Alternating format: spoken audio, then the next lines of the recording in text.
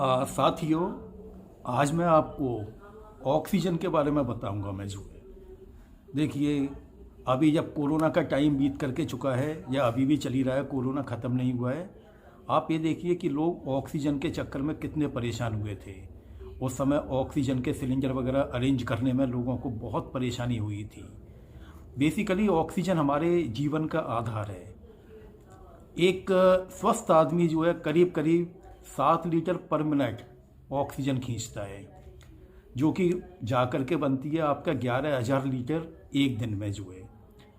अब इसका होता क्या है कि बेसिकली जो हम ऑक्सीजन खींचते हैं 20% उसमें से ऑक्सीजन होती है जो हवा हम खींचते हैं, और उसमें से 20% ऑक्सीजन होती है। इसके बाद हम उसको एक्सेल करते हैं, बाहर भी निकालते हैं। तो बाहर निकालने में आपका 15% ऑक्सीजन बाहर आ जाती है। तो इस प्रकार शरीर जो है 5% ऑक्सीजन को कंज्यूम कर लेता है। अब इससे भी जो है, अगर सिर्फ इसको 5% के हिसाब से भी देखें तो ये भी बन करके आता है 550 लीटर पर डे ऑक्सीजन बनती है ये जो है। और इसकी जो है करीब करीब कीमत होती है 21,000 रुपये पर डे के हिसाब से बनती है। यानी इसका मतलब है कि इंसान अगर एक एवरेज मान करके चला कि 70 साल तक जीता है, तो 70 साल में तो वो करोड़ों रुपए की ऑक्सीजन यूज कर लेता है। और ये ऑक्सीजन जो है नेचर से हमको बिल्कुल फ्री मिलती है। बस ये है कि हमको अपने नेचर को प्रिजर्व करके रखना है, हमको पॉल्यूशन नहीं फैलाना है, सिर्फ इतनी सी बात है। आप ये देखिए कि ये कोरोना काल में जो लोग हॉस्पिटल में एडमिट हुए थे, वहाँ हॉस्पिटल में उनको लाखों रुपए की ऑक्सीजन चढ़ा दी गई थी, लाखों रुपए की ऑक्सीजन उनके ऊपर चढ़ा दी गई थी। अब देखिए, हमको ऑक्सीजन नेचर में बनानी है। हमें हॉस्पिटल की ऑक्सीजन नहीं चाहिए, हमें नेचर की ऑक्सीजन चाहिए। और नेचर की ऑक्सीजन जो है वो बनती है पेड़ों से। जैसे ये पेड़ जो होते हैं, इसमें मेन पेड़ है पीपल, दूसरा बड़का पेड़ है नीम का पेड़ है, अशोक, अर्जुन, बेल, जामुन, इस तरह के जो पेड़ होते हैं ये अधिक मात्रा में ऑक्सीजन देते हैं। जैसे कि भाई पीपल का पेड़ जो है जब भी फोटोसिंथेसिस करता है तो वो जो है 100% ऑक्सीजन एक्सेल करता है, वातावरण में वो 100% ऑक्सीजन देता है। ऐसे ही बड़का पेड़ जो है जब भी फोटोसिंथेसिस करेगा तो वो 90% ऑक्सीजन हवा में छोड़ता है। नीम का पेड़ जो है 70% ऑक्सीजन छोड़ता है। अब ऐसा है कि आजकल हम लोगों की लाइफ स्टाइल हो गई फ्लैट्स में रहने वाली, जहाँ पर कि मालूम पड़ता है कि पेड़ वगैरह लगाने की तो कोई जगह है ही नहीं है हम लोगों के पास में जो है। अब घरों के लिए क्या करा जाए, तो घरों के लिए जो है कुछ पौधे ऐसे हैं जो कि अच्छी ऑक्सीजन छोड़ते हैं, वातावरण में अच्छी ऑक्सीजन छोड़ते हैं।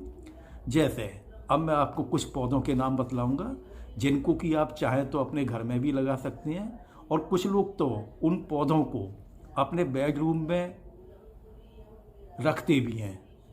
जिसमें कि आपका देखिए क्या है, एक है आपका स्पाइडर प्लांट।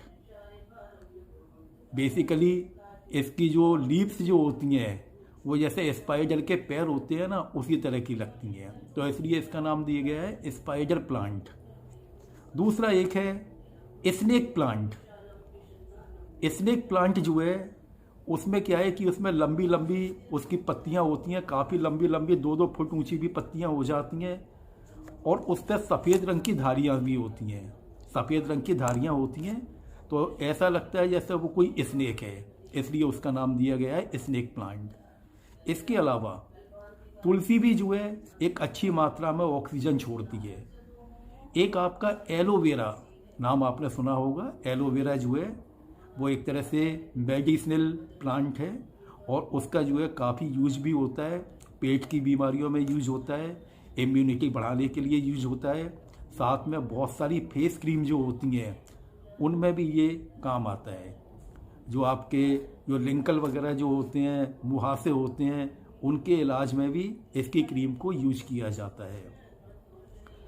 इसके अलावा एक और प्लांट है एरिका पाम।